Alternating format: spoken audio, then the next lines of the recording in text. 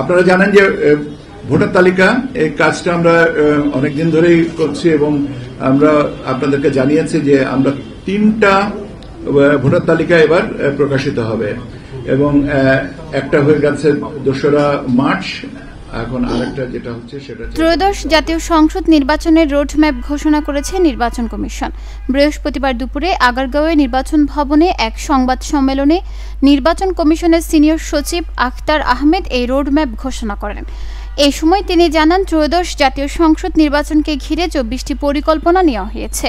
রোজার আগেই নির্বাচন হবে, তাই ভোটের 60 দিন আগে তফসিল ঘোষণা করা হবে।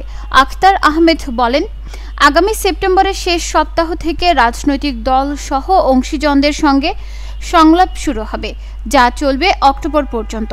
এছাড়া নভেম্বরে চূড়ান্ত ভোটার তালিকা প্রকাশ করা হবে।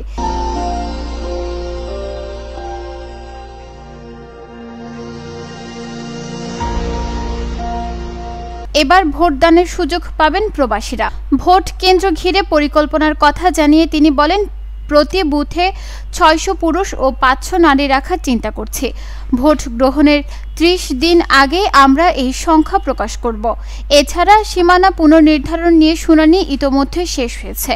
আশা করছি 15 সেপ্টেম্বরের মধ্যে সংসদীয় আসনের সীমানা চূড়ান্ত হবে। ইসি আরও জানিয়েছেন, তফসিল ঘোষণার 2 মাস আগে হেলিকপ্টার সহায়তার প্রয়োজন হবে। এমন ভোট কেন্দ্র বাছাই করে সম্ভাব্য ভোট কেন্দ্র, কক্ষ সংখ্যা, নিকটবর্তী হেলিসার্ট, যাত্রা শুরু ও শেষ এবং প্রাসঙ্গিক অন্যান্য তথ্য জানানোর জন্য জেলা নির্বাচন অফিসার রাঙামাটি, বান্দরবান এবং খাগড়াছড়িকে নির্দেশ দেওয়া হবে।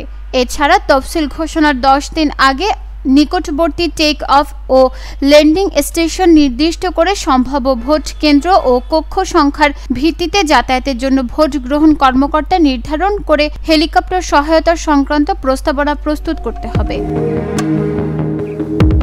নিউজ ডেস্ক, চট্টগ্রাম সময়।